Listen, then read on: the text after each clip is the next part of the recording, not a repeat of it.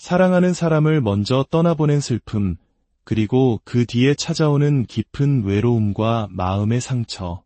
저는 남편을 잃었을 때 세상의 모든 슬픔을 다 겪었다고 생각했습니다. 그 아픔이 인생에서 가장 큰 고통일 것이라고 믿었죠. 하지만 여러분, 제가 틀렸습니다. 그 슬픔은 제가 그 후 겪게 될 거대한 고통의 서막에 불과했습니다. 남편이 세상을 떠나고 2년 반이 지났을 때 저는 한 남자와 재혼했습니다. 불행히도 그는 나르시시스트였습니다. 그와의 결혼 생활이 제게 안겨준 슬픔과 상처, 고통과 고뇌는 사랑하는 이를 잃은 아픔과는 비교조차 할 수 없는 깊고 어두운 심연과도 같았습니다. 오늘 이 이야기가 여러분의 마음에 작은 위로와 빛이 되기를 기도합니다. 하나님의 은혜를 더 많은 분들과 나누기 위해 잠시 시간을 내어 구독과 좋아요를 눌러주시면 감사하겠습니다. 여러분의 작은 손길 하나하나에 축복이 깃들기를 소망합니다. 어떤 분들은 제 이야기가 마치 부끄러운 집안사를 드러내는 것처럼 보일 수 있다고 말씀하십니다. 하지만 제가 이야기를 꺼내는 이유는 결코 유명해지기 위해서가 아닙니다. 제 치부를 드러내고자 함도 아닙니다. 오직 단 하나의 이유, 바로 여러분이 저와 같은 고통의 길을 걷지 않도록 돕기 위함입니다. 나르시시스트의 소나기에서 겪어야 했던 그 끔찍한 마음의 상처와 고통을 여러분만큼은 피할 수 있기를 바라는 간절한 마음 때문입니다. 이 공간은 서로의 아픔을 보듬고 위로하는 안전한 곳이 되기를 바랍니다.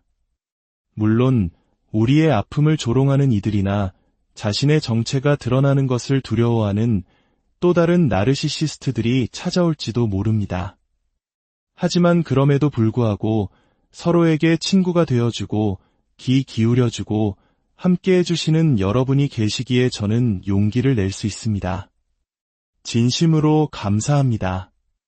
제가 이 영상을 만드는 가장 중요한 이유는 여러분이 그들의 실체를 깨닫고 피할 수 있도록 돕기 위함입니다. 그리고 이야기의 끝에는 하나님께서 제 삶에 행하신 놀라운 회복의 기적이 있다는 것을 보여드리기 위함입니다. 하나님께서 저를 위해 행하신 그 일을 당신을 위해서도 행하실 것이라 저는 기도하며 믿습니다. 당신이 그분을 신뢰하기만 한다면 말입니다. 제 이야기는 한 편의 짧은 영상으로 담기에는 너무나 길고 복잡합니다. 마치 여러분 각자의 인생 이야기에 수많은 챕터가 있는 것처럼 말이죠. 오늘은 그 이야기의 한 부분을 이어가려 합니다. 이야기는 제가 그의 외도를 목격한 그날로부터 시작됩니다. 저는 그의 휴대폰에서 그가 다른 여자와 함께 있는 사진을 발견했습니다. 충격적이게도 그 장소는 바로 제가 힘들게 일해서 번 돈으로 장만한 제 소유의 캠핑카 아니었습니다. 그는 제 캠핑카에서 다른 여자와 시간을 보내고 그 사진을 버젓이 페이스북에 올렸습니다. 심지어 그 여자에게 제 침대, 제 캠핑카에서 함께 지내자고 초대하기까지 했습니다. 그는 제게 이별을 통보하며 집에서 나가라고 했습니다. 당시 저는 집에서 1500km나 떨어진 곳에서 일을 하고 있었는데도 말입니다. 그 소식을 듣자마자 저는 모든 것을 멈추고 집으로 달려왔습니다. 너무나 슬펐습니다. 지금 생각해보면 그때가 바로 하나님, 저를 해방시켜 주셔서 감사합니다 라고 말하며 뒤도 돌아보지 말고 떠나야 할 절호의 기회였습니다. 하지만 안타깝게도 그 당시에 우리는 나르시시스트가 우리에게 어떤 교묘한 게임을 하고 있는지 전혀 알지 못합니다. 그는 저를 조종하는 게임을 하고 있었고 저는 그의 의도대로 움직였습니다. 저는 외도의 증거를 모두 확보한 채 그가 집에 돌아오기를 기다렸습니다. 제가 모든 것을 알고 있다는 사실을 그는 꿈에도 몰랐을 겁니다. 저는 그의 눈앞에 휴대폰을 내밀어 증거를 보여주었습니다. 믿기 힘드시겠지만 저는 바로 그 3일 뒤에 그 남자와 결혼했습니다. 끔찍한 결정이었습니다. 신혼여행 경비부터 결혼에 필요한 모든 것을 제 돈으로 지불했습니다. 아, 그 전에 있었던 일을 빠뜨렸네요. 신혼여행을 가기 전 그는 저를 설득해서 그 문제의 캠핑카를 팔게 했습니다. 그가 오토바이 때문에 진 빚을 갚아야 한다는 이유였습니다. 그는 오토바이를 담보로 비싼 사채를 썼고 돈을 갚지 못하면 오토바이를 빼앗길 처지였습니다. 저는 이 관계에 헌신하고 있다는 것을, 그를 사랑한다는 것을 증명하고 싶었습니다. 제 모든 것을 나눌 준비가 되어 있다는 것을 보여주고 싶었습니다. 그래서 저는 캠핑카를 팔았습니다. 하지만 그는 그 돈을 받아 직접 빚을 갚으러 갈 생각조차 하지 않았습니다. 그는 저에게 돈을 갚고 오라고 시켰습니다. 저는 2시간을 운전해서 그 사채 회사에 가서 제 돈으로 그의 빚을 갚아주었습니다. 그렇게 빚을 청산하고 남은 돈으로 우리는 결혼을 하고 신혼여행을 떠났습니다. 저는 오토바이 뒷자리에 앉아 집으로 돌아오는 내내 울었습니다. 제가 무슨 짓을 한 건지 직감했기 때문입니다. 행복하지 않았습니다. 제 영혼은 산산조각 났고 제 삶이 걷잡을 수 없이 나락으로 떨어지고 있다는 것을 알았습니다. 스스로를 통제할 수도, 이 상황을 멈출 수도 없었습니다. 더욱 기가 막힌 사실은 저희는 결혼식을 올렸지만 혼인증명서에 서명을 하지 않았다는 것입니다. 목사님은 예식을 주관해 주셨지만 정작 법적인 효력을 갖는 증명서는 그의 트럭 어딘가에 처박혀 있었습니다. 제가 그 서류를 챙겨서 목사님께 사인을 받은 뒤 우편으로 보내야 했습니다. 하지만 저는 차마 그럴 수가 없었습니다. 도저히 할 수가 없었습니다. 그는 계속해서 저를 닥달했습니다. 언제 사인 받을 거야? 언제 보낼 거야? 저는 알았어. 할게라고 대답만 할 뿐 끝내 행동으로 옮기지 못했습니다. 결혼식을 올린 지 불과 2주 만에 그는 저를 집에서 쫓아냈습니다. 제가 너무 감당하기 힘든 사람이라는 이유였습니다. 그 말이 제게 어떤 상처를 주었을지 상상할 수 있으신가요? 저는 헌신짝처럼 버려진 기분이었습니다. 아니, 그보다 더 못한 구멍나고 낡아빠진 신발처럼 아무 가치 없는 존재가 된 것 같았습니다. 저는 당신에게 거짓말한 적도, 바람을 피운 적도, 사랑하지 않은 적도 없는데, 그는 제가 너무 망가졌고, 너무 강해서 이 결혼을 유지하기에는 너무 많은 노력이 필요할 것이라고 말했습니다. 그가 저를 쫓아낸 진짜 이유는 따로 있었습니다. 그는 여전히 제 은행 계좌에 접근할 수 없었고, 제가 모든 것을 내어주지 않는다는 것을 알았기 때문입니다.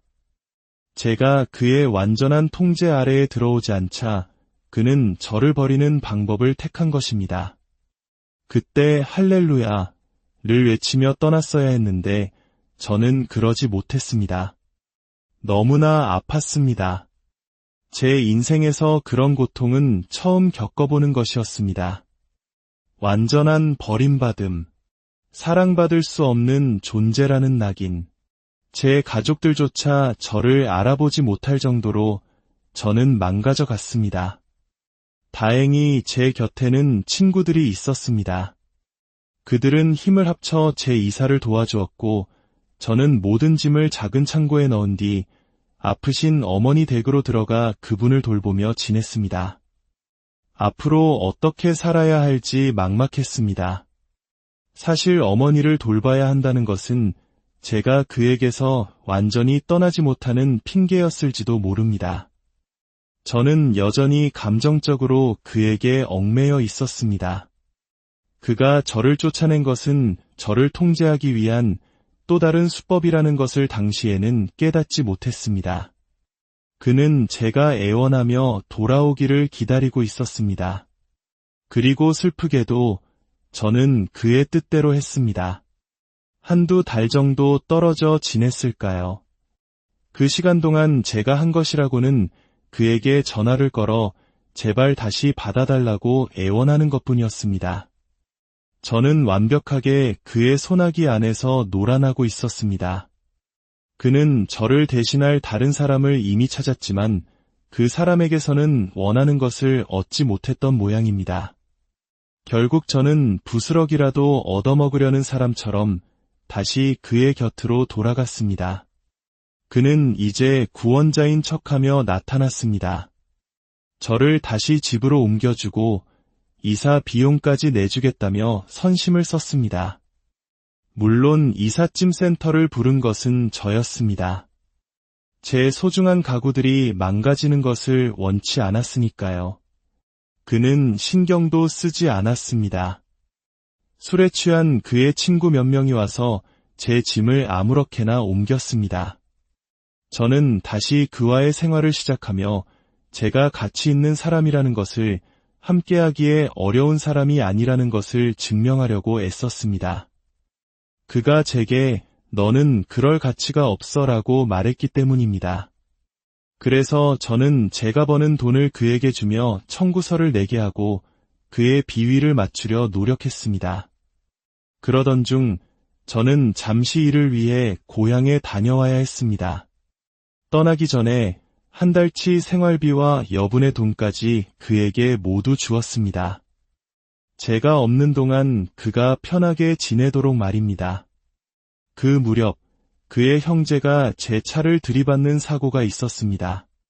그의 형제 역시 그와 비슷한 부류의 사람이었습니다. 그는 수리비를 내고 싶어 하지 않았습니다. 결국 그는 매달 조금씩 돈을 갚기로 했고 그 돈은 그의 어머니 댁에 맡겨두기로 했습니다. 제가 고향에서 돌아온 후에도 저는 그가 돈을 다 갚았다는 사실을 모르고 있었습니다. 그리고 저의 그 나르시시스트 남편은 저를 다시 속여 결혼하게 만들었습니다. 첫 번째 결혼은 혼인증명서에 서명하지 않아 법적 효력이 없었기 때문입니다. 우리는 다시 법원으로 가서 새로운 혼인증명서를 작성했습니다. 그리고 그는 결혼식을 마치자마자 저를 사회보장국 사무실로 데려갔습니다. 제 이름을 바꾸고 혼인신고 서류를 즉시 제출하도록 하기 위해서였습니다. 만약 그가 저를 그렇게 몰아붙이지 않았다면 제가 또다시 마음을 바꿔 서류를 제출하지 않을 수도 있다는 것을 그는 알았던 겁니다. 그렇게 저는 법적으로 그의 아내가 되었고 그의 성을 따르게 되었습니다. 아직도 저는 그 이름을 쓰고 있습니다. 물론 곧 바꿀 준비를 하고 있습니다. 제 사업을 그 이름으로 운영해왔기 때문에 절차가 조금 복잡하지만 괜찮습니다. 그 흔적을 지워낼 것입니다. 그렇게 그는 저를 다시 한번 결혼이라는 덫에 가두었습니다. 오늘의 이야기는 여기까지입니다. 이야기는 아직 끝나지 않았습니다. 어둠이 깊을수록 새벽은 가깝다는 말이 있습니다. 제 삶의 가장 어두운 터널을 지나 어떻게 하나님께서 저를 빛으로 인도하셨는지 그 희망의 이야기도 계속해서 나누고 싶습니다. 지금 이 순간에도 보이지 않는 감옥 속에서 고통받고 있는 모든 영혼들을 위해 기도합니다. 당신은 결코 혼자가 아닙니다. 하나님의 사랑이 당신과 함께하며 당신을 그 어둠 속에서 반드시 건져내실 것입니다. 평안한, 사랑하는 사람을 먼저 떠나보낸 슬픔, 그리고 그 뒤에 찾아오는 깊은 외로움과 마음의 상처. 저는 남편을 잃었을 때 세상의 모든 슬픔을 다 겪었다고 생각했습니다. 그 아픔이 인생에서 가장 큰 고통일 것이라고 믿었죠. 하지만 여러분, 제가 틀렸습니다. 그 슬픔은 제가 그 후 겪게 될 거대한 고통의 서막에 불과했습니다. 남편이 세상을 떠나고 2년 반이 지났을 때 저는 한 남자와 재혼했습니다. 불행히도 그는 나르시시스트였습니다. 그와의 결혼 생활이 제게 안겨준 슬픔과 상처, 고통과 고뇌는 사랑하는 이를 잃은 아픔과는 비교조차 할 수 없는 깊고 어두운 심연과도 같았습니다. 오늘 이 이야기가 여러분의 마음에 작은 위로와 빛이 되기를 기도합니다. 하나님의 은혜를 더 많은 분들과 나누기 위해 잠시 시간을 내어 구독과 좋아요를 눌러주시면 감사하겠습니다. 여러분의 작은 손길 하나하나에 축복이 깃들기를 소망합니다. 어떤 분들은 제 이야기가 마치 부끄러운 집안사를 드러내는 것처럼 보일 수 있다고 말씀하십니다. 하지만 제가 이야기를 꺼내는 이유는 결코 유명해지기 위해서가 아닙니다. 제 치부를 드러내고자 함도 아닙니다. 오직 단 하나의 이유, 바로 여러분이 저와 같은 고통의 길을 걷지 않도록 돕기 위함입니다. 나르시시스트의 소나기에서 겪어야 했던 그 끔찍한 마음의 상처와 고통을 여러분만큼은 피할 수 있기를 바라는 간절한 마음 때문입니다. 이 공간은 서로의 아픔을 보듬고 위로하는 안전한 곳이 되기를 바랍니다. 물론 우리의 아픔을 조롱하는 이들이나 자신의 정체가 드러나는 것을 두려워하는 또 다른 나르시시스트들이 찾아올지도 모릅니다. 하지만 그럼에도 불구하고 서로에게 친구가 되어주고 귀 기울여주고 함께 해주시는 여러분이 계시기에 저는 용기를 낼 수 있습니다. 진심으로 감사합니다. 제가 이 영상을 만드는 가장 중요한 이유는 여러분이 그들의 실체를 깨닫고 피할 수 있도록 돕기 위함입니다. 그리고 이야기의 끝에는 하나님께서 제 삶에 행하신 놀라운 회복의 기적이 있다는 것을 보여드리기 위함입니다. 하나님께서 저를 위해 행하신 그 일을 당신을 위해서도 행하실 것이라 저는 기도하며 믿습니다. 당신이 그분을 신뢰하기만 한다면 말입니다. 제 이야기는 한 편의 짧은 영상으로 담기에는 너무나 길고 복잡합니다. 마치 여러분 각자의 인생 이야기에 수많은 챕터가 있는 것처럼 말이죠. 오늘은 그 이야기의 한 부분을 이어가려 합니다. 이야기는 제가 그의 외도를 목격한 그날로부터 시작됩니다. 저는 그의 휴대폰에서 그가 다른 여자와 함께 있는 사진을 발견했습니다.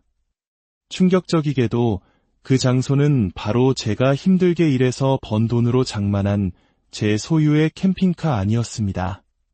그는 제 캠핑카에서 다른 여자와 시간을 보내고 그 사진을 버젓이 페이스북에 올렸습니다.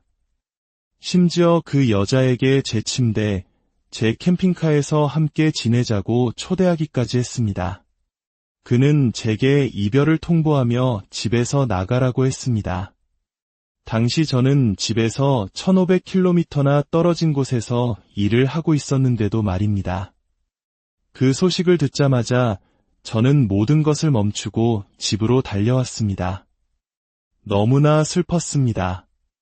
지금 생각해보면 그때가 바로 하나님, 저를 해방시켜 주셔서 감사합니다 라고 말하며 뒤도 돌아보지 말고 떠나야 할 절호의 기회였습니다. 하지만 안타깝게도 그 당시에 우리는 나르시시스트가 우리에게 어떤 교묘한 게임을 하고 있는지 전혀 알지 못합니다. 그는 저를 조종하는 게임을 하고 있었고 저는 그의 의도대로 움직였습니다. 저는 외도의 증거를 모두 확보한 채 그가 집에 돌아오기를 기다렸습니다. 제가 모든 것을 알고 있다는 사실을 그는 꿈에도 몰랐을 겁니다. 저는 그의 눈앞에 휴대폰을 내밀어 증거를 보여주었습니다. 믿기 힘드시겠지만 저는 바로 그 3일 뒤에 그 남자와 결혼했습니다. 끔찍한 결정이었습니다. 신혼여행 경비부터 결혼에 필요한 모든 것을 제 돈으로 지불했습니다. 그 전에 있었던 일을 빠뜨렸네요. 신혼여행을 가기 전 그는 저를 설득해서 그 문제의 캠핑카를 팔게 했습니다. 그가 오토바이 때문에 진 빚을 갚아야 한다는 이유였습니다. 그는 오토바이를 담보로 비싼 사채를 썼고 돈을 갚지 못하면 오토바이를 빼앗길 처지였습니다. 저는 이 관계에 헌신하고 있다는 것을, 그를 사랑한다는 것을 증명하고 싶었습니다. 제 모든 것을 나눌 준비가 되어 있다는 것을 보여주고 싶었습니다. 그래서 저는 캠핑카를 팔았습니다. 하지만 그는 그 돈을 받아 직접 빚을 갚으러 갈 생각조차 하지 않았습니다. 그는 저에게 돈을 갚고 오라고 시켰습니다. 저는 2시간을 운전해서 그 사채 회사에 가서 제 돈으로 그의 빚을 갚아주었습니다. 그렇게 빚을 청산하고 남은 돈으로 우리는 결혼을 하고 신혼여행을 떠났습니다. 저는 오토바이 뒷자리에 앉아 집으로 돌아오는 내내 울었습니다. 제가 무슨 짓을 한 건지 직감했기 때문입니다. 행복하지 않았습니다.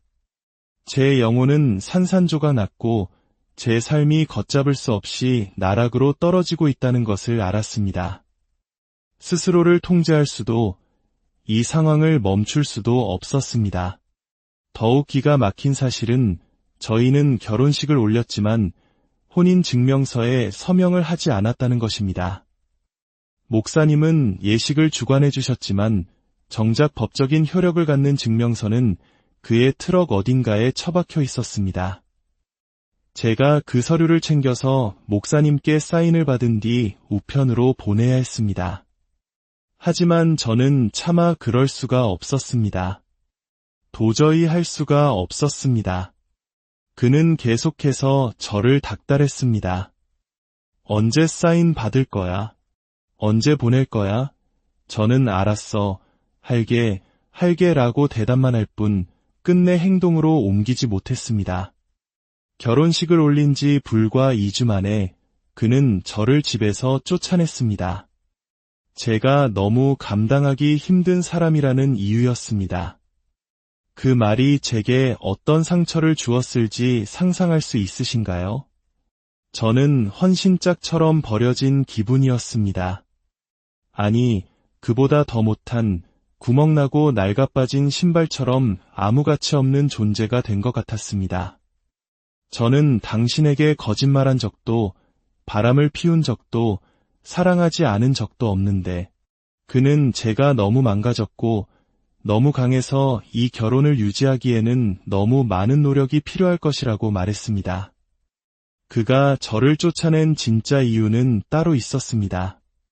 그는 여전히 제 은행 계좌에 접근할 수 없었고, 제가 모든 것을 내어주지 않는다는 것을 알았기 때문입니다. 제가 그의 완전한 통제 아래에 들어오지 않자 그는 저를 버리는 방법을 택한 것입니다. 그때 할렐루야를 외치며 떠났어야 했는데 저는 그러지 못했습니다. 너무나 아팠습니다. 제 인생에서 그런 고통은 처음 겪어보는 것이었습니다. 완전한 버림받음, 사랑받을 수 없는 존재라는 낙인, 제 가족들조차 저를 알아보지 못할 정도로 저는 망가져 갔습니다. 다행히 제 곁에는 친구들이 있었습니다.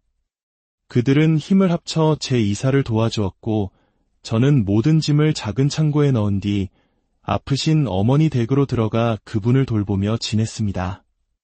앞으로 어떻게 살아야 할지 막막했습니다. 사실 어머니를 돌봐야 한다는 것은 제가 그에게서 완전히 떠나지 못하는 핑계였을지도 모릅니다. 저는 여전히 감정적으로 그에게 얽매여 있었습니다.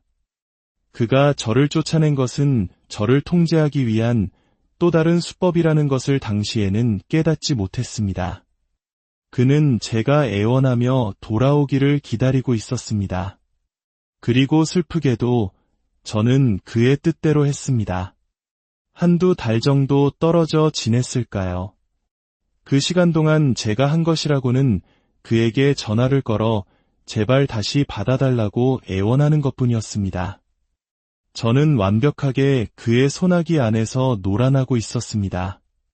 그는 저를 대신할 다른 사람을 이미 찾았지만 그 사람에게서는 원하는 것을 얻지 못했던 모양입니다.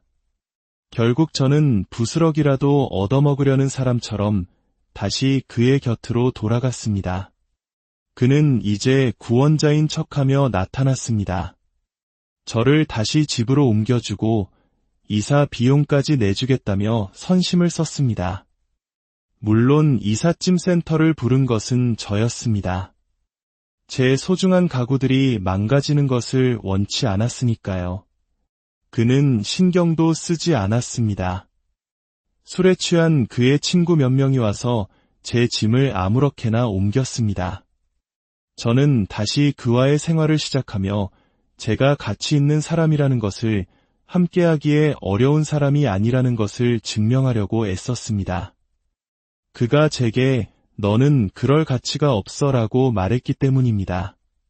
그래서 저는 제가 버는 돈을 그에게 주며 청구서를 내게 하고 그의 비위를 맞추려 노력했습니다. 그러던 중 저는 잠시 일을 위해 고향에 다녀와야 했습니다. 떠나기 전에 한 달치 생활비와 여분의 돈까지 그에게 모두 주었습니다. 제가 없는 동안 그가 편하게 지내도록 말입니다. 그 무렵 그의 형제가 제 차를 들이받는 사고가 있었습니다. 그의 형제 역시 그와 비슷한 부류의 사람이었습니다. 그는 수리비를 내고 싶어 하지 않았습니다. 결국 그는 매달 조금씩 돈을 갚기로 했고 그 돈은 그의 어머니 댁에 맡겨두기로 했습니다. 제가 고향에서 돌아온 후에도 저는 그가 돈을 다 갚았다는 사실을 모르고 있었습니다. 그리고 저의 그 나르시시스트 남편은 저를 다시 속여 결혼하게 만들었습니다. 첫 번째 결혼은 혼인증명서에 서명하지 않아 법적 효력이 없었기 때문입니다. 우리는 다시 법원으로 가서 새로운 혼인증명서를 작성했습니다. 그리고 그는 결혼식을 마치자마자 저를 사회보장국 사무실로 데려갔습니다. 제 이름을 바꾸고 혼인신고 서류를 즉시 제출하도록 하기 위해서였습니다. 만약 그가 저를 그렇게 몰아붙이지 않았다면 제가 또다시 마음을 바꿔 서류를 제출하지 않을 수도 있다는 것을 그는 알았던 겁니다. 그렇게 저는 법적으로 그의 아내가 되었고 그의 성을 따르게 되었습니다.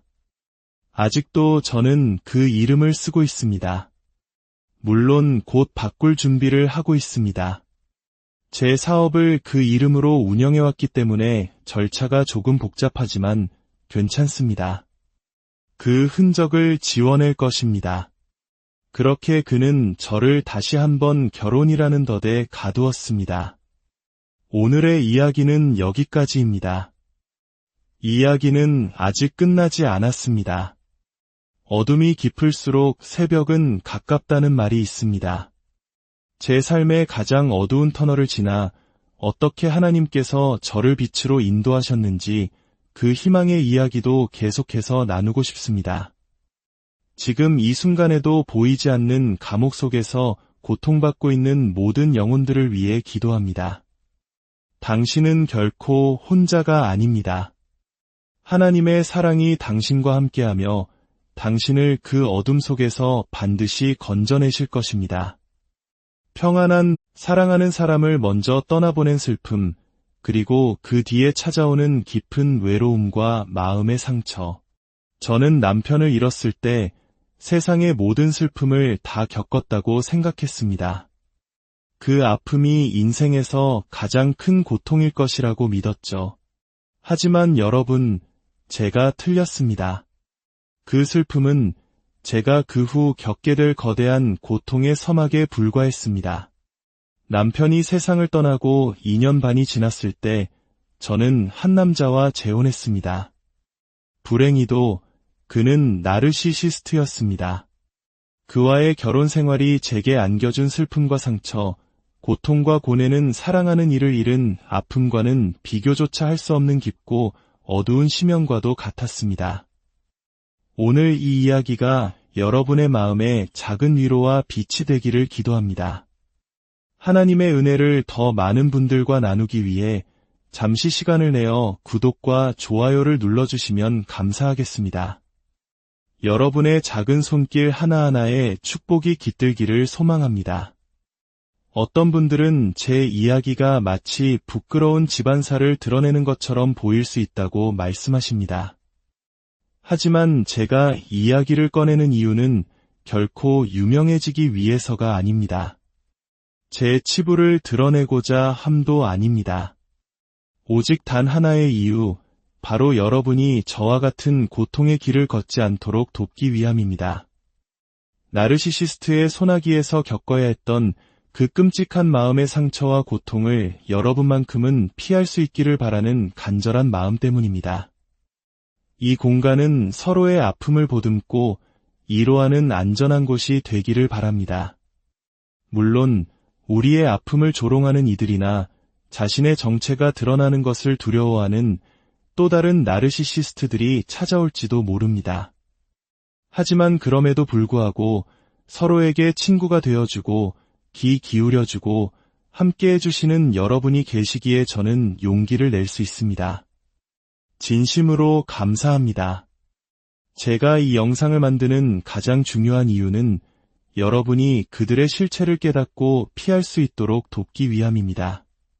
그리고 이야기의 끝에는 하나님께서 제 삶에 행하신 놀라운 회복의 기적이 있다는 것을 보여드리기 위함입니다.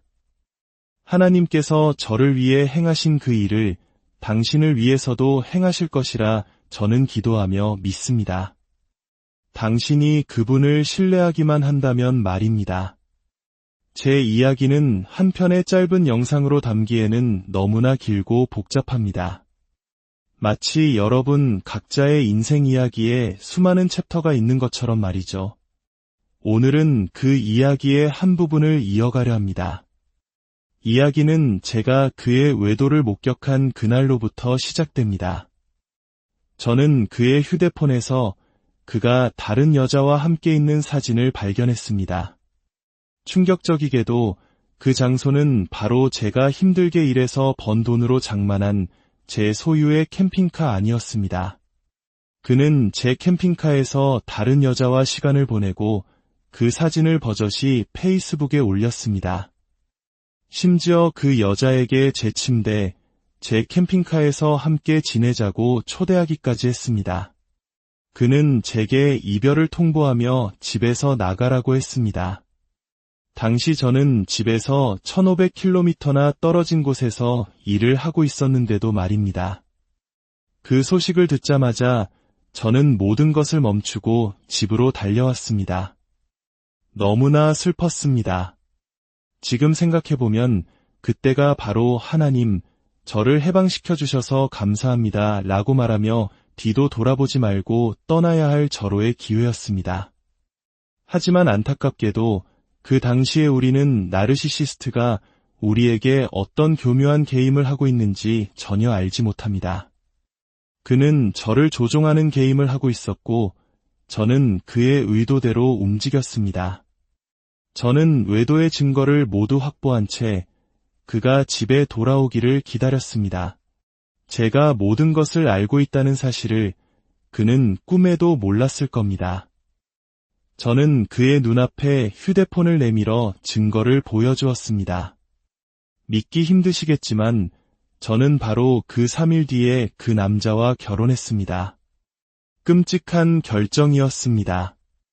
신혼여행 경비부터 결혼에 필요한 모든 것을 제 돈으로 지불했습니다. 그 전에 있었던 일을 빠뜨렸네요. 신혼여행을 가기 전 그는 저를 설득해서 그 문제의 캠핑카를 팔게 했습니다. 그가 오토바이 때문에 진 빚을 갚아야 한다는 이유였습니다. 그는 오토바이를 담보로 비싼 사채를 썼고 돈을 갚지 못하면 오토바이를 빼앗길 처지였습니다. 저는 이 관계에 헌신하고 있다는 것을, 그를 사랑한다는 것을 증명하고 싶었습니다.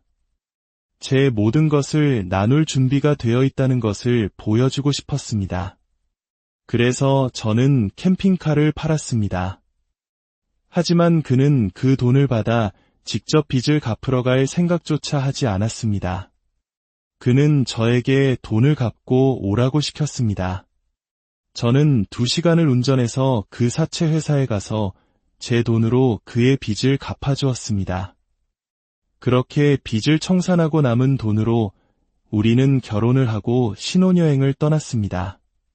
저는 오토바이 뒷자리에 앉아 집으로 돌아오는 내내 울었습니다. 제가 무슨 짓을 한 건지 직감했기 때문입니다. 행복하지 않았습니다. 제 영혼은 산산조각 났고 제 삶이 걷잡을 수 없이 나락으로 떨어지고 있다는 것을 알았습니다. 스스로를 통제할 수도, 이 상황을 멈출 수도 없었습니다. 더욱 기가 막힌 사실은 저희는 결혼식을 올렸지만 혼인증명서에 서명을 하지 않았다는 것입니다. 목사님은 예식을 주관해 주셨지만 정작 법적인 효력을 갖는 증명서는 그의 트럭 어딘가에 처박혀 있었습니다. 제가 그 서류를 챙겨서 목사님께 사인을 받은 뒤 우편으로 보내야 했습니다. 하지만 저는 차마 그럴 수가 없었습니다. 도저히 할 수가 없었습니다. 그는 계속해서 저를 닥달했습니다. 언제 사인 받을 거야? 언제 보낼 거야? 저는 알았어. 할게라고 대답만 할 뿐 끝내 행동으로 옮기지 못했습니다. 결혼식을 올린 지 불과 2주 만에 그는 저를 집에서 쫓아냈습니다. 제가 너무 감당하기 힘든 사람이라는 이유였습니다. 그 말이 제게 어떤 상처를 주었을지 상상할 수 있으신가요? 저는 헌신짝처럼 버려진 기분이었습니다. 아니, 그보다 더 못한 구멍나고 낡아빠진 신발처럼 아무 가치 없는 존재가 된 것 같았습니다. 저는 당신에게 거짓말한 적도, 바람을 피운 적도, 사랑하지 않은 적도 없는데, 그는 제가 너무 망가졌고, 너무 강해서 이 결혼을 유지하기에는 너무 많은 노력이 필요할 것이라고 말했습니다. 그가 저를 쫓아낸 진짜 이유는 따로 있었습니다. 그는 여전히 제 은행 계좌에 접근할 수 없었고, 제가 모든 것을 내어주지 않는다는 것을 알았기 때문입니다. 제가 그의 완전한 통제 아래에 들어오지 않자 그는 저를 버리는 방법을 택한 것입니다. 그때 할렐루야를 외치며 떠났어야 했는데 저는 그러지 못했습니다. 너무나 아팠습니다. 제 인생에서 그런 고통은 처음 겪어보는 것이었습니다. 완전한 버림받음, 사랑받을 수 없는 존재라는 낙인. 제 가족들조차 저를 알아보지 못할 정도로 저는 망가져 갔습니다. 다행히 제 곁에는 친구들이 있었습니다. 그들은 힘을 합쳐 제 이사를 도와주었고 저는 모든 짐을 작은 창고에 넣은 뒤 아프신 어머니 댁으로 들어가 그분을 돌보며 지냈습니다. 앞으로 어떻게 살아야 할지 막막했습니다. 사실 어머니를 돌봐야 한다는 것은 제가 그에게서 완전히 떠나지 못하는 핑계였을지도 모릅니다. 저는 여전히 감정적으로 그에게 얽매여 있었습니다. 그가 저를 쫓아낸 것은 저를 통제하기 위한 또 다른 수법이라는 것을 당시에는 깨닫지 못했습니다. 그는 제가 애원하며 돌아오기를 기다리고 있었습니다. 그리고 슬프게도 저는 그의 뜻대로 했습니다. 한두 달 정도 떨어져 지냈을까요? 그 시간 동안 제가 한 것이라고는 그에게 전화를 걸어 제발 다시 받아달라고 애원하는 것뿐이었습니다.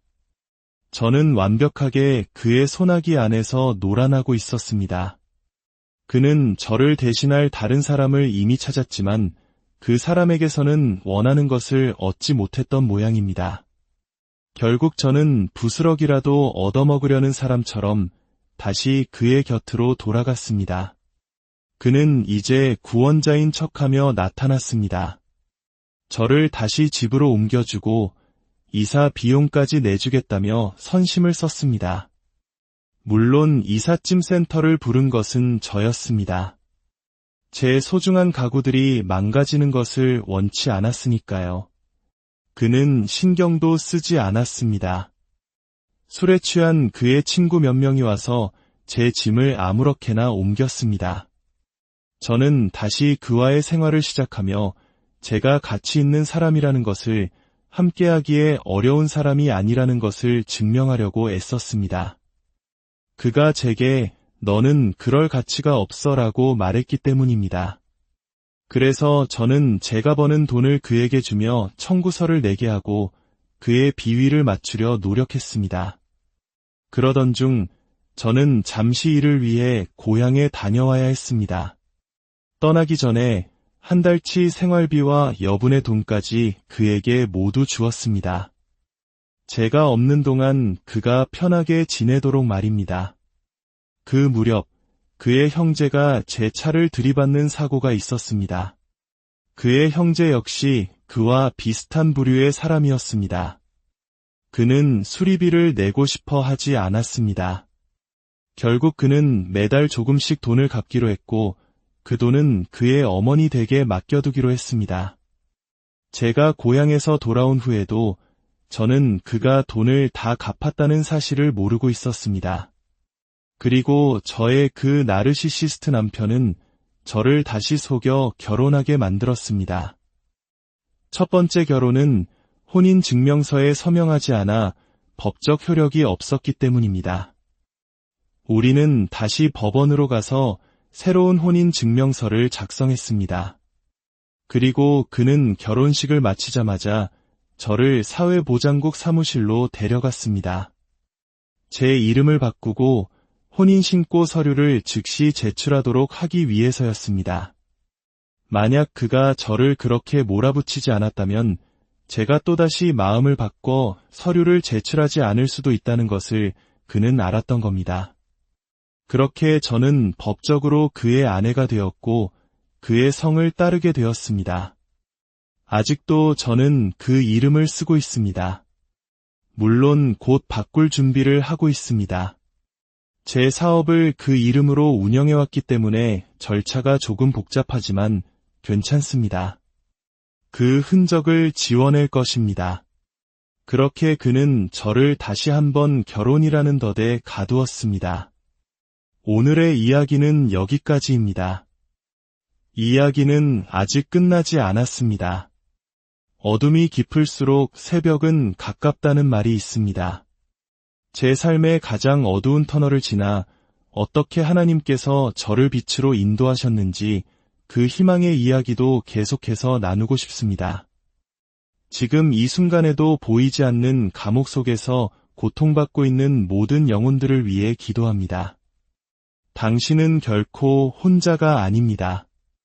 하나님의 사랑이 당신과 함께하며 당신을 그 어둠 속에서 반드시 건져내실 것입니다. 평안한, 사랑하는 사람을 먼저 떠나보낸 슬픔, 그리고 그 뒤에 찾아오는 깊은 외로움과 마음의 상처. 저는 남편을 잃었을 때 세상의 모든 슬픔을 다 겪었다고 생각했습니다. 그 아픔이 인생에서 가장 큰 고통일 것이라고 믿었죠. 하지만 여러분, 제가 틀렸습니다. 그 슬픔은 제가 그 후 겪게 될 거대한 고통의 서막에 불과했습니다. 남편이 세상을 떠나고 2년 반이 지났을 때 저는 한 남자와 재혼했습니다. 불행히도 그는 나르시시스트였습니다. 그와의 결혼 생활이 제게 안겨준 슬픔과 상처, 고통과 고뇌는 사랑하는 이를 잃은 아픔과는 비교조차 할 수 없는 깊고 어두운 심연과도 같았습니다. 오늘 이 이야기가 여러분의 마음에 작은 위로와 빛이 되기를 기도합니다. 하나님의 은혜를 더 많은 분들과 나누기 위해 잠시 시간을 내어 구독과 좋아요를 눌러주시면 감사하겠습니다. 여러분의 작은 손길 하나하나에 축복이 깃들기를 소망합니다. 어떤 분들은 제 이야기가 마치 부끄러운 집안사를 드러내는 것처럼 보일 수 있다고 말씀하십니다. 하지만 제가 이야기를 꺼내는 이유는 결코 유명해지기 위해서가 아닙니다. 제 치부를 드러내고자 함도 아닙니다. 오직 단 하나의 이유, 바로 여러분이 저와 같은 고통의 길을 걷지 않도록 돕기 위함입니다. 나르시시스트의 소나기에서 겪어야 했던 그 끔찍한 마음의 상처와 고통을 여러분만큼은 피할 수 있기를 바라는 간절한 마음 때문입니다. 이 공간은 서로의 아픔을 보듬고 위로하는 안전한 곳이 되기를 바랍니다. 물론 우리의 아픔을 조롱하는 이들이나 자신의 정체가 드러나는 것을 두려워하는 또 다른 나르시시스트들이 찾아올지도 모릅니다. 하지만 그럼에도 불구하고 서로에게 친구가 되어주고 귀 기울여주고 함께 해주시는 여러분이 계시기에 저는 용기를 낼 수 있습니다. 진심으로 감사합니다. 제가 이 영상을 만드는 가장 중요한 이유는 여러분이 그들의 실체를 깨닫고 피할 수 있도록 돕기 위함입니다. 그리고 이야기의 끝에는 하나님께서 제 삶에 행하신 놀라운 회복의 기적이 있다는 것을 보여드리기 위함입니다. 하나님께서 저를 위해 행하신 그 일을 당신을 위해서도 행하실 것이라 저는 기도하며 믿습니다. 당신이 그분을 신뢰하기만 한다면 말입니다. 제 이야기는 한 편의 짧은 영상으로 담기에는 너무나 길고 복잡합니다. 마치 여러분 각자의 인생 이야기에 수많은 챕터가 있는 것처럼 말이죠. 오늘은 그 이야기의 한 부분을 이어가려 합니다. 이야기는 제가 그의 외도를 목격한 그날로부터 시작됩니다. 저는 그의 휴대폰에서 그가 다른 여자와 함께 있는 사진을 발견했습니다. 충격적이게도 그 장소는 바로 제가 힘들게 일해서 번 돈으로 장만한 제 소유의 캠핑카 아니었습니다. 그는 제 캠핑카에서 다른 여자와 시간을 보내고 그 사진을 버젓이 페이스북에 올렸습니다. 심지어 그 여자에게 제 침대, 제 캠핑카에서 함께 지내자고 초대하기까지 했습니다. 그는 제게 이별을 통보하며 집에서 나가라고 했습니다. 당시 저는 집에서 1500km나 떨어진 곳에서 일을 하고 있었는데도 말입니다. 그 소식을 듣자마자 저는 모든 것을 멈추고 집으로 달려왔습니다. 너무나 슬펐습니다. 지금 생각해보면 그때가 바로 하나님, 저를 해방시켜 주셔서 감사합니다 라고 말하며 뒤도 돌아보지 말고 떠나야 할 절호의 기회였습니다. 하지만 안타깝게도 그 당시에 우리는 나르시시스트가 우리에게 어떤 교묘한 게임을 하고 있는지 전혀 알지 못합니다. 그는 저를 조종하는 게임을 하고 있었고 저는 그의 의도대로 움직였습니다. 저는 외도의 증거를 모두 확보한 채 그가 집에 돌아오기를 기다렸습니다. 제가 모든 것을 알고 있다는 사실을 그는 꿈에도 몰랐을 겁니다. 저는 그의 눈앞에 휴대폰을 내밀어 증거를 보여주었습니다. 믿기 힘드시겠지만 저는 바로 그 3일 뒤에 그 남자와 결혼했습니다. 끔찍한 결정이었습니다. 신혼여행 경비부터 결혼에 필요한 모든 것을 제 돈으로 지불했습니다. 그 전에 있었던 일을 빠뜨렸네요. 신혼여행을 가기 전 그는 저를 설득해서 그 문제의 캠핑카를 팔게 했습니다. 그가 오토바이 때문에 진 빚을 갚아야 한다는 이유였습니다. 그는 오토바이를 담보로 비싼 사채를 썼고 돈을 갚지 못하면 오토바이를 빼앗길 처지였습니다. 저는 이 관계에 헌신하고 있다는 것을, 그를 사랑한다는 것을 증명하고 싶었습니다. 제 모든 것을 나눌 준비가 되어 있다는 것을 보여주고 싶었습니다. 그래서 저는 캠핑카를 팔았습니다. 하지만 그는 그 돈을 받아 직접 빚을 갚으러 갈 생각조차 하지 않았습니다. 그는 저에게 돈을 갚고 오라고 시켰습니다. 저는 2시간을 운전해서 그 사채 회사에 가서 제 돈으로 그의 빚을 갚아주었습니다. 그렇게 빚을 청산하고 남은 돈으로 우리는 결혼을 하고 신혼여행을 떠났습니다. 저는 오토바이 뒷자리에 앉아 집으로 돌아오는 내내 울었습니다. 제가 무슨 짓을 한 건지 직감했기 때문입니다. 행복하지 않았습니다. 제 영혼은 산산조각 났고 제 삶이 걷잡을 수 없이 나락으로 떨어지고 있다는 것을 알았습니다. 스스로를 통제할 수도, 이 상황을 멈출 수도 없었습니다. 더욱 기가 막힌 사실은 저희는 결혼식을 올렸지만 혼인증명서에 서명을 하지 않았다는 것입니다. 목사님은 예식을 주관해 주셨지만 정작 법적인 효력을 갖는 증명서는 그의 트럭 어딘가에 처박혀 있었습니다. 제가 그 서류를 챙겨서 목사님께 사인을 받은 뒤 우편으로 보내야 했습니다. 하지만 저는 차마 그럴 수가 없었습니다. 도저히 할 수가 없었습니다. 그는 계속해서 저를 닥달했습니다. 언제 사인 받을 거야? 언제 보낼 거야? 저는 알았어. 할게라고 대답만 할 뿐 끝내 행동으로 옮기지 못했습니다. 결혼식을 올린 지 불과 2주 만에 그는 저를 집에서 쫓아냈습니다. 제가 너무 감당하기 힘든 사람이라는 이유였습니다. 그 말이 제게 어떤 상처를 주었을지 상상할 수 있으신가요? 저는 헌신짝처럼 버려진 기분이었습니다. 아니, 그보다 더 못한 구멍나고 낡아빠진 신발처럼 아무 가치 없는 존재가 된 것 같았습니다. 저는 당신에게 거짓말한 적도, 바람을 피운 적도, 사랑하지 않은 적도 없는데, 그는 제가 너무 망가졌고, 너무 강해서 이 결혼을 유지하기에는 너무 많은 노력이 필요할 것이라고 말했습니다. 그가 저를 쫓아낸 진짜 이유는 따로 있었습니다. 그는 여전히 제 은행 계좌에 접근할 수 없었고, 제가 모든 것을 내어주지 않는다는 것을 알았기 때문입니다. 제가 그의 완전한 통제 아래에 들어오지 않자 그는 저를 버리는 방법을 택한 것입니다. 그때 할렐루야를 외치며 떠났어야 했는데 저는 그러지 못했습니다. 너무나 아팠습니다. 제 인생에서 그런 고통은 처음 겪어보는 것이었습니다. 완전한 버림받음, 사랑받을 수 없는 존재라는 낙인. 제 가족들조차 저를 알아보지 못할 정도로 저는 망가져 갔습니다. 다행히 제 곁에는 친구들이 있었습니다. 그들은 힘을 합쳐 제 이사를 도와주었고, 저는 모든 짐을 작은 창고에 넣은 뒤 아프신 어머니 댁으로 들어가 그분을 돌보며 지냈습니다. 앞으로 어떻게 살아야 할지 막막했습니다. 사실 어머니를 돌봐야 한다는 것은 제가 그에게서 완전히 떠나지 못하는 핑계였을지도 모릅니다. 저는 여전히 감정적으로 그에게 얽매여 있었습니다.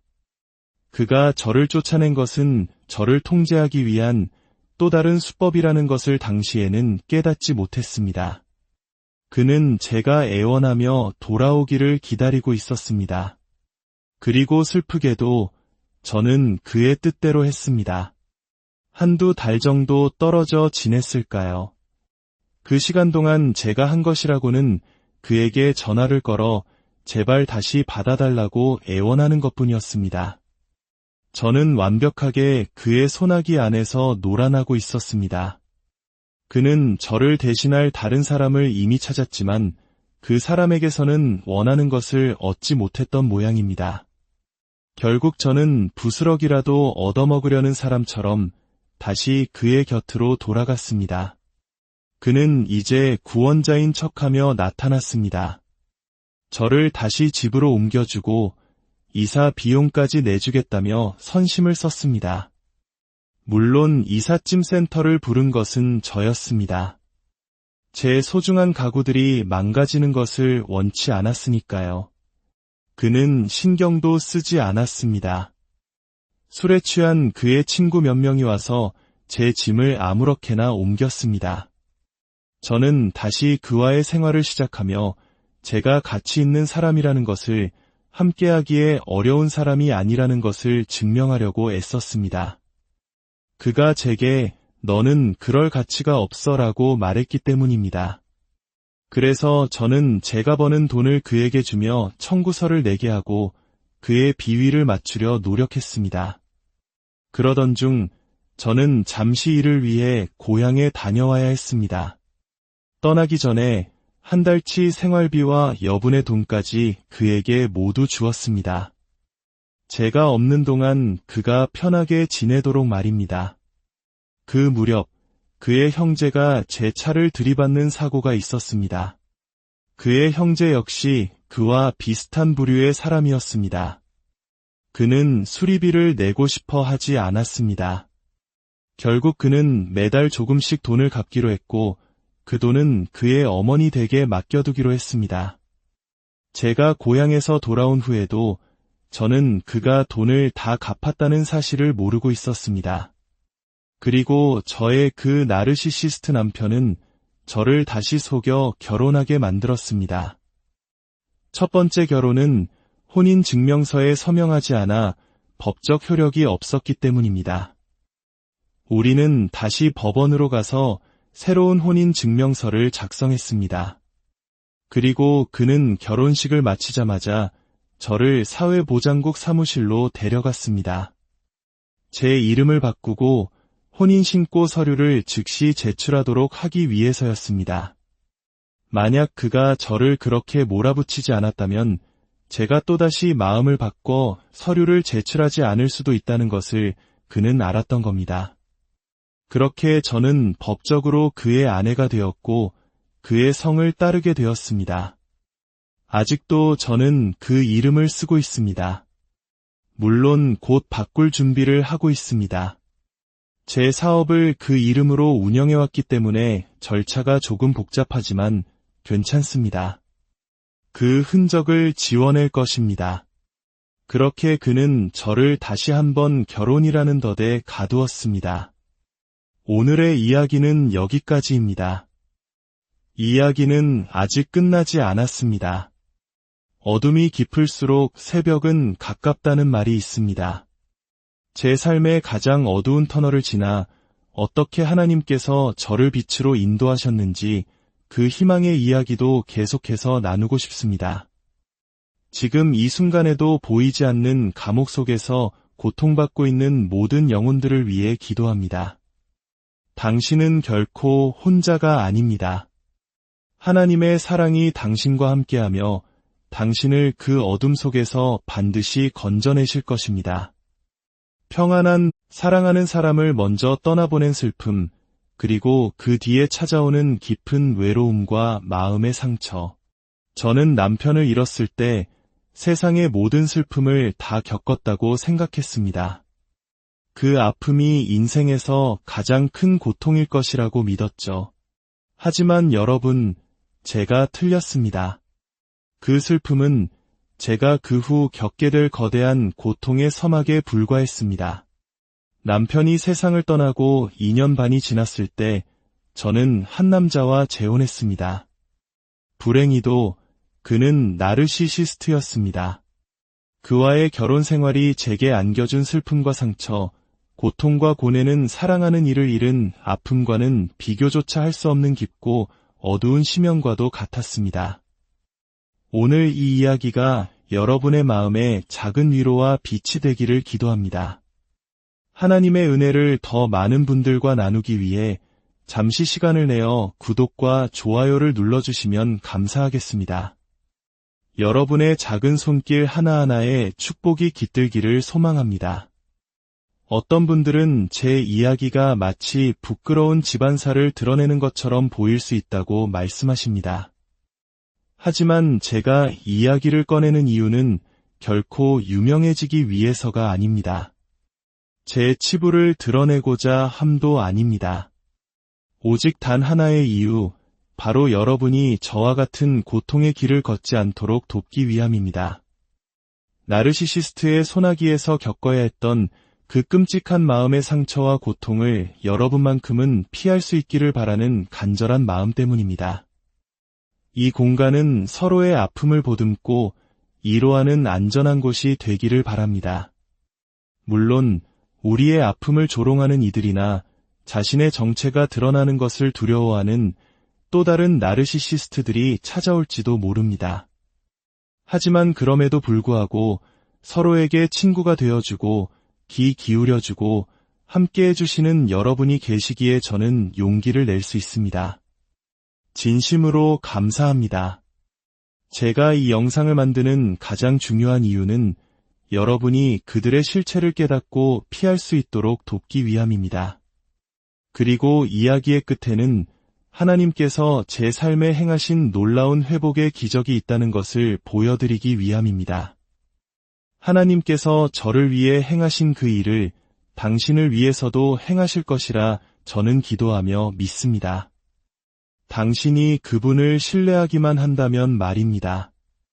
제 이야기는 한 편의 짧은 영상으로 담기에는 너무나 길고 복잡합니다. 마치 여러분 각자의 인생 이야기에 수많은 챕터가 있는 것처럼 말이죠. 오늘은 그 이야기의 한 부분을 이어가려 합니다.